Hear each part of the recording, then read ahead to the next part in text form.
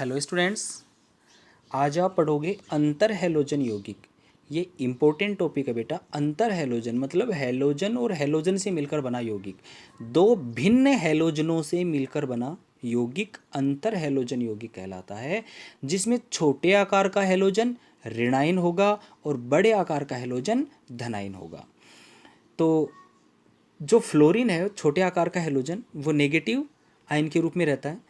या जैसे आयोडीन और ब्रोमीन की बात करें तो ब्रोमीन उसमें ऋणायन होगा और आयोडीन धनायन होगा। या आयोडीन और क्लोरीन की बात करें तो आयोडीन बड़े आकार का, क्लोरीन छोटे आकार का। तो छोटे आकार वाला जो हैलोजन होगा वो ऋणायन और बड़े आकार वाला जो हैलोजन होगा वो धनायन की भांति होगा। तो पहले अंतर हैलोजन यौगिकों में आप ये याद रखोगे कि दो भिन्न हैलोजनों से मिलकर बना यौगिक अंतर हैलोजन यौगिक होता है। उसमें छोटे आकार का ऋणायन होता है और बड़े आकार वाला धनायन होता है। F2 और Cl2, ये देखिए F2 और Cl2 437 केल्विन पर 2ClF। अब F इसमें क्या है, फ्लोराइड के रूप में, और क्लोरीन इसमें धनायन के रूप में है। ऐसे 3F2 प्लस Cl2 573 केल्विन पर ये ClF3 बना रहा है। क्लोरीन ट्राईफ्लोराइड, क्लोरीन मोनोफ्लोराइड है, ये क्लोरीन ट्राईफ्लोराइड है।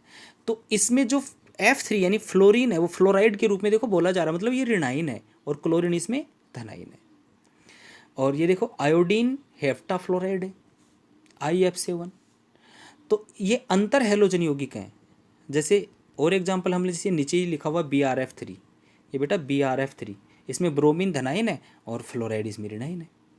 ठीक है, तो इसमें जो इस पे जो प्रश्न बनता है अंतर हैलोजन यौगिकों पर, एक तो ये बनता है और एक ये कि अंतर हैलोजन यौगिकों में अंतर हैलोजन यौगिक हैलोजनों से अधिक क्रियाशील होते हैं।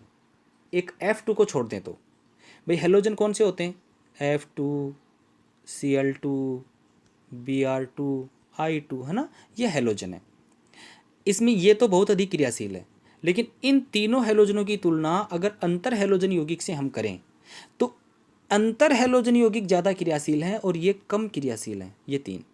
तो प्रश्न क्या बनेगा कि अंतर हैलोजन यौगिक हैलोजनों से अधिक क्रियाशील है, क्यों? तो उसका उत्तर क्या है कि अंतर हैलोजन यौगिक जैसे ClF, तो ClF में ये जो बंध है ये बंध दुर्बल है, इसलिए बंध वियोजन एंथैल्पी जो है ना वो कम है। और जब बंध को तोड़ने के लिए कम ऊर्जा चाहिए तो वो तो बंध आसानी से टूटेगा, वो बंध तो आसानी से टूटेगा, है ना। इसलिए हम ये बोलेंगे कि इसकी आबंध वियोजन एंथैल्पी कम होती है। तो यहाँ पे लिखा हुआ मिलेगा आपको बेटा, आबंध वियोजन एंथैल्पी कम होती है। अंतर हैलोजन यौगिक अधिक क्रियाशील क्यों होते हैं? आबंध वियोजन एंथैल्पी कम होने के कारण। और दूसरा प्रश्न ये आया हुआ है बोर्ड एग्जाम में, ब्रोमीन ट्राईफ्लोराइड की संरचना लिखिए। तो BrF3 जो है उसकी संरचना बंकित टी आकार की होती है बेटा, है ना। यानी थोड़ा सा जो टी आकार, तो टी शेप में तो ये होता है टी, लेकिन इसमें थोड़ा सा झुकाव करेंगे आप, ऐसे थोड़ा सा झुकाव, हल्का सा, ऐसे बंकित टी बनाएंगे इसको आप। कई बच्चे इसको ज़्यादा ही कर देते हैं ना, कुछ ऐसे ऐसे एरो एरो बना देते हैं। ये टी नहीं है, ये बंकित टी नहीं है, एरो नहीं बनाना, हल्का सा झुकाव। और उसका रीजन क्या है? रीजन ये इसके ऊपर जो लोन पेयर आपको नजर आ रहा है ना, ये यानी लोन पेयर जो हैं बॉन्ड पेयर को प्रतिकर्षित करते हैं, जिससे ये थोड़ा बंकित हो जाता है, मतलब थोड़ा सा नीचे की ओर झुक जाते हैं ये दोनों, ये फ्लोरीन वाले बॉन्ड। अब बेटा हम स्टार्ट करेंगे 18वां वर्ग। 18वां वर्ग जो है ना उत्कृष्ट गैसों का है। Helium, neon, krypton, xenon, radon, है ना, ये सब हैं, आर्गन भी। तो ये सब देखो, इस वर्ग के सभी तत्व हैं वो परमाणु अवस्था में पाए जाते हैं, ये परमाणु अवस्था में पाए जाते हैं। ये जो तत्व हैं ये अक्रिय हैं, उत्कृष्ट गैस। लेकिन इन तत्वों में जो यौगिक बनाने वाला तत्व है सबसे पहले वो जिनोन के यौगिक की खोज की गई कि जिनोन उत्कृष्ट गैस है, अक्रिय गैस है ना, 18वें वर्ग का तत्व है, लेकिन ये भी देखो यौगिक बना रहा है। तो प्रथम यौगिक जो जिनोन का खोजा गया वो नील बर्टलेट के द्वारा, और कौन सा था? ये लाल रंग का यौगिक था बेटा, है ना, Xe+ और प्लेटिनम हेक्साफ्लोराइड ऋणायन, प्लेटिनम हेक्साफ्लोराइड ऋणायन। हेक्साफ्लोरोप्लेटिनेट है वैसे संकुल आयन के रूप में, ये हेक्साफ्लोरोप्लेटिनेट। तो यहाँ पर देखिए आप, जिनोन के जो फ्लोराइड हैं और ऑक्साइड हैं ये ज्ञात किए जा चुके हैं। इनमें जिनोन के जो फ्लोराइड का विरचन है उसमें 2:1 का अनुपात लेकर के जिनोन और फ्लोरीन को 673 केल्विन ताप पर गर्म किया जाए तो Fe2 बनता है। लेकिन अगर इस रेशियो को बढ़ा दिया जाए, फ्लोरीन एक्सेस क्वांटिटी ली जाए और प्रेशर एंड टेम्परेचर भी बढ़ा दिया जाए तो जिनोन टेट्राफ्लोराइड बनता है।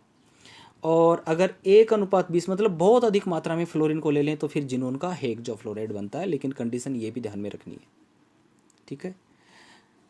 अब इसमें एक और है कि Xe(F4) plus O2F2 plus O2F2 change in Xe(F6), ये बेटा F6 है, ये Xe(F6) प्लस O2।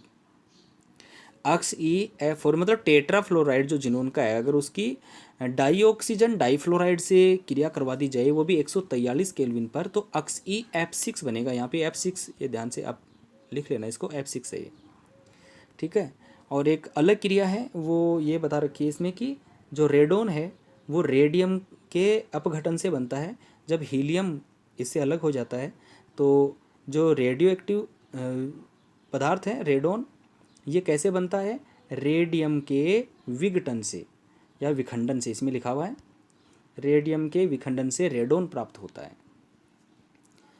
अब इसका जल अपघटन किया गया, जो फ्लोराइड हमने यहाँ पे बनाए इन फ्लोराइडों का जल अपघटन, और जल अपघटन पर भी प्रश्न अच्छा बनता है।